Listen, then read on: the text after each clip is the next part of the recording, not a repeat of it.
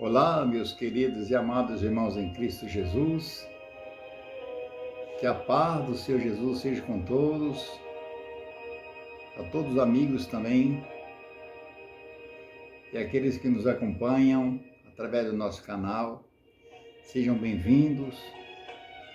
Quero pedir para vocês compartilhar com todos os irmãos e amigos, parentes, esse vídeo, que nós vamos estudar nesta manhã de quarta-feira, dia 14 de janeiro. O título dessa mensagem de hoje é A Incredulidade de Tomé. A incredulidade de Tomé. Se encontra em João capítulo 20, versículo 24 ao versículo 29.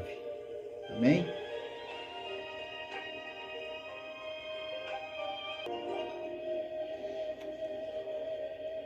Diz assim a palavra do Senhor.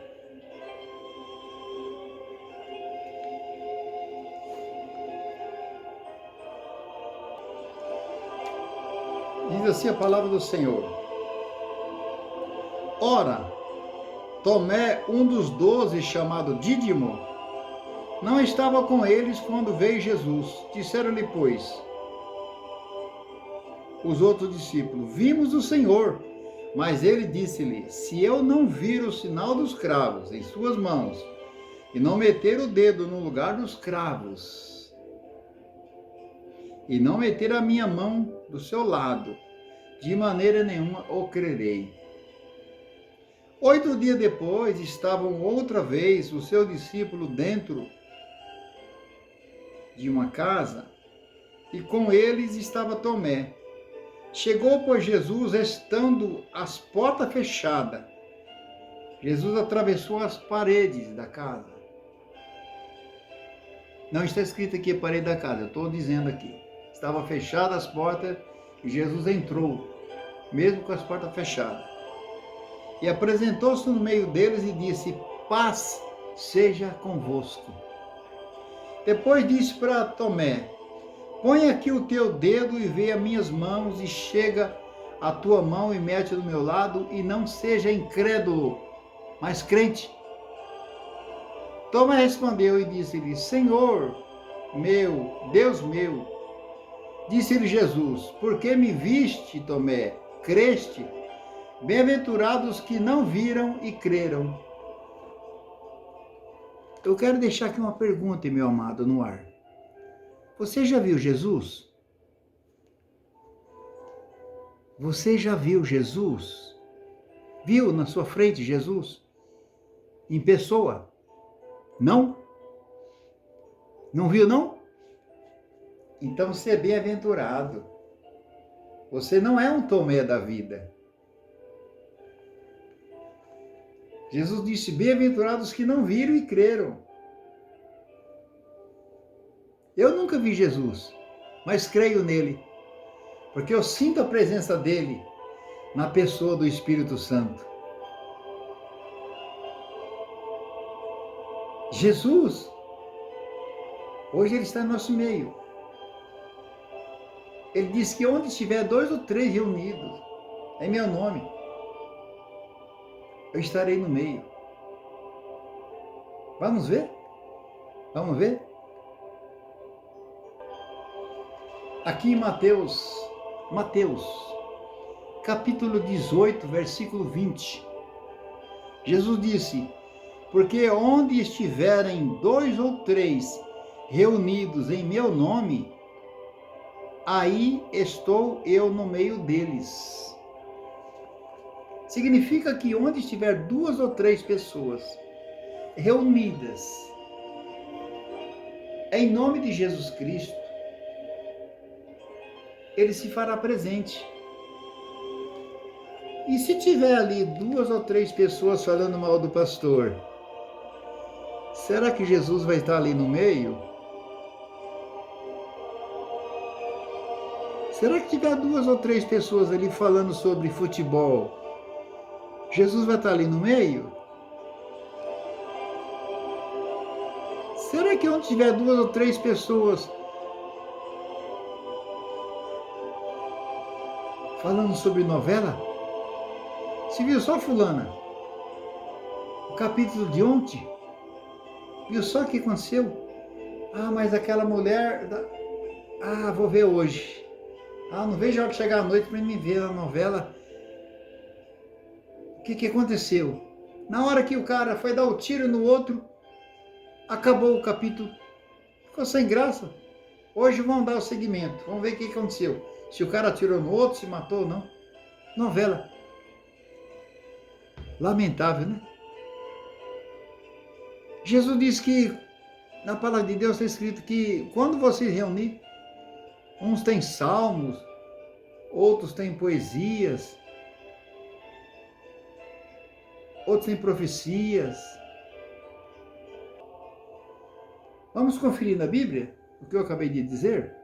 Quando você reunir, 1 Coríntios 14, versículo 26. Que fareis, pois, irmãos? Quando vos ajuntais, cada um de vós tem salmo, tem doutrina, tem revelação, tem língua, tem interpretação. Faça-se tudo para edificação. Quando junteis,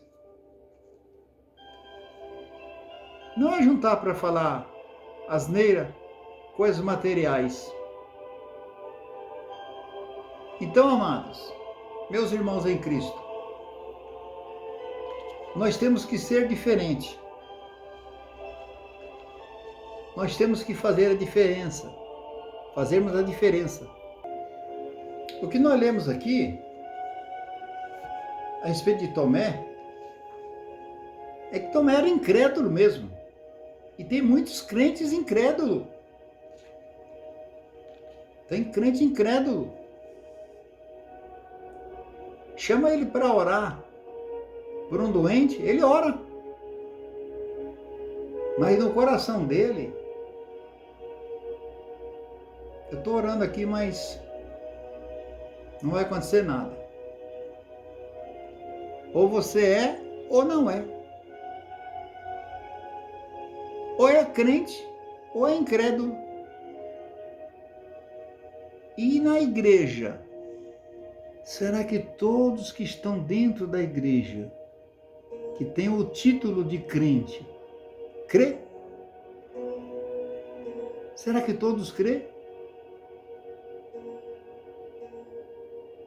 Nós temos, por exemplo, vamos ver aqui. Nós temos, por exemplo, cultos de cura divina. Tal dia da semana, supomos lá, terça-feira, quinta-feira, culto de cura divina. Todos que estão doentes saem curados? Saem curados? Porque se as pessoas vão à igreja, numa quinta-feira, culto de cura divina, e volta doente, então aquele culto não adiantou nada. Para que se fazer culto de cura divina se as pessoas vão lá doente e voltam doente? Isso daí é uma baita de uma enganação. Sexta-feira, culto de libertação. As pessoas entram com problemas e saem com problemas. Não saem libertos. É uma baita de uma enganação. Ou faz ou não faz. Ou acontece ou não acontece. Nós temos o sábado, que é o culto da família, para Deus abençoar as famílias. Venham para que Deus vai restaurar a sua família. A pessoa vai lá com problema familiar. No sábado, no domingo, está do mesmo jeito. o filho rebelde com os pais, a esposa brigada com o marido, a sogra brigada com o genro, com a nora. Ué, não foi no sábado, no culto da família, para Deus restaurar as famílias? Tá do mesmo jeito. Então esse culto aí não valeu para nada. Não valeu para nada. Ou é, ou não é. Ou é, ou não é. Segunda-feira. Eu estou fazendo aqui só, meus irmãos e amados, amigos, eu estou fazendo aqui só uma ilustração. Não estou dizendo que realmente acontece nesses dias. Eu estou fazendo aqui uma suposição. Segunda-feira. Segunda-feira é culto das causas impossíveis. Aquilo que é impossível, venha para Deus resolver. A pessoa vai lá com aquela esperança, com aquela fé. Ah, eu vou lá porque eu estou com uma causa impossível. Eu estou com uma causa na justiça já faz 10 anos e Deus agora vai resolver para mim essa causa. Eu vou lá. Vai lá na segunda-feira da causa impossível. Na terça está do mesmo jeito. Na quarta, na quinta, a causa continua impossível. Não adiantou nada. Por que se fazer segunda-feira da causa impossível? Se a causa que é impossível vai continuar sendo impossível. Isso é enganação. Para com isso. Ou é, não é. Tem que acontecer. Tem que acontecer. Não podemos enganar. Chega de enganação. Chega. Não estou falando de nenhum ministério, não estou citando aqui nenhum ministério. Estou dizendo que entre o povo evangélico existem igrejas que praticam esse tipo de coisa. Não pode continuar assim. As pessoas estão sendo enganadas. Não podem fazer tal coisa. Usar da boa fé das pessoas.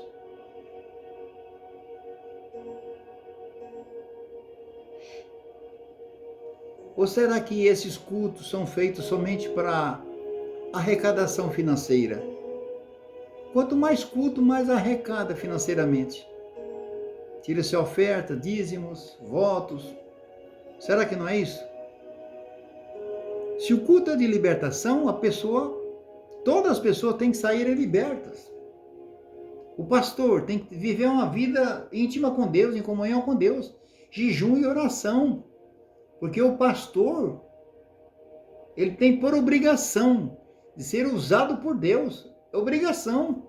Jesus disse: colocarão a mão sobre os enfermos e os curarão. Vamos ver? Vamos observar aqui na palavra de Deus, São Marcos, capítulo 16, e versículo de número 18. Pegarão na serpente, e se beber alguma coisa mortífera, não lhes fará dano algum. E porão as mãos sobre os enfermos e os curarão. Anteriormente, no versículo anterior, o versículo 17, diz assim: esses sinais seguirão os que crerem. Em meu nome expulsarão os demônios e falarão novas línguas. Em nome de Jesus expulsarão os demônios e falarão novas línguas. Em nome dele. Mas espera aí. Todos os pastores colocam a mão sobre os demônios e expulsam? Ou não? Eu aqui já vi demônio manifestar na igreja. E alguém disse: pastor, aquele rapaz lá está possesso, está derrubando todas as cadeiras lá. Qual foi a resposta do pastor? Deixa aí, a hora que o demônio cansar, ele vai embora. Deixa ele quieto aí no canto, quando ele cansar, ele vai embora. Demônio cansa? Demônio vai embora? teve que descer um presbítero, cheio do poder de Deus, repreendeu o demônio lá. E o demônio foi embora. Mas foi um estrago tremendo, mas o pastor não teve coragem de descer. Estou falando mal do pastor? Não. Estou dizendo que ele viu que ele não tinha condições. Quem está à frente de um trabalho, meu amado, tem que estar revestido de poder, de autoridade. Porque muitos demônios irão apresentar à sua frente. Você vai passar vergonha se você não estiver preparado. Jejue mais, ore mais, busque mais. Por quê? Por quê? Porque o diabo é atrevido. O diabo é atrevido. Ele é terrível. Ele vai fazer tudo para denegrir a imagem do pastor. Então nós temos que estarmos preparados para isso. Estarmos preparados para isso. Aqui, meus irmãos, em João capítulo 15, versículo 7, versículo 8, diz assim: se vós estiverdes em mim, e as minhas palavras estiverem em vós, pedireis tudo o que quiser, vos será feito. Nisto é glorificado meu Pai, que deis muito fruto, e assim sereis meus discípulos. Se vós estiverdes em mim, e minhas palavras estiverem em vós, pedireis tudo o que quiseres, e vos será feito. Tem alguém doente? Tem alguém doente? Tem alguém doente? Você ora, Jesus cura. Mas tem que ter fé. Meus irmãos, em São Mateus, capítulo 17, versículo 20, diz que se você tiver fé, tamanho de um grão de mostarda, direis a esse monte. São Mateus 17, versículo 20, diz assim: Jesus disse-lhe, por causa da vossa pequena fé, porque em verdade vos digo que se tiverdes fé como um grão de mostarda, direi a esse monte, passa daqui para colar, e há de passar, e nada vos será impossível. Para aquele que tem fé, nada é impossível, nada é impossível. Aqui em João, capítulo 14, versículo 13 e versículo 14 diz assim: e tudo quanto pedirdes em meu nome, eu farei, para que o Pai seja glorificado no Filho. Versículo 14 diz assim: se pedirdes alguma coisa em meu nome, eu farei. Eu farei. Meus irmãos e amados, tudo que pedirdes em meu nome, eu farei, para que o Pai seja glorificado no Filho. É a nossa fé. Você tem fé? Você ora por um doente, Jesus cura ele? Você tem fé?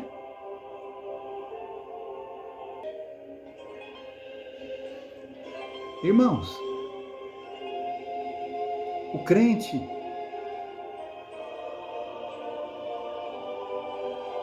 ele não pode estar dentro da igreja brincando de ser crente.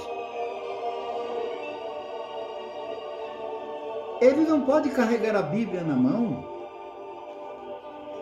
e não colocar ela em prática.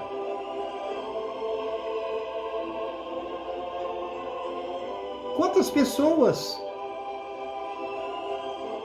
que entram na igreja doente e saem doente? Isso não pode. Inaceitável. Maldemar, mas Deus sabe o que faz.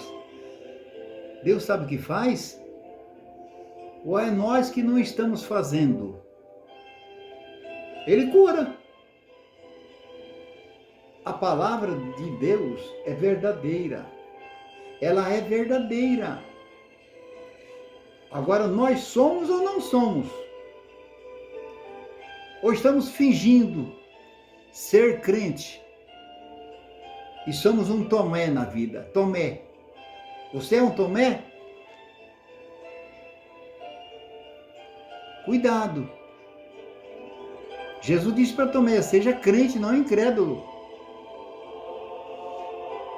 Como é que você ora por uma pessoa doente? Coloca a mão sobre aquela pessoa doente. Ele continua doente. Tem algo errado. Ou aquela pessoa não tem fé? Porque as pessoas que Jesus curava, Jesus dizia bem assim, a tua fé te salvou. Grande foi a tua fé, mulher. A tua fé te salvou. A fé. A fé. Vamos observar aqui? Tiago, capítulo 5,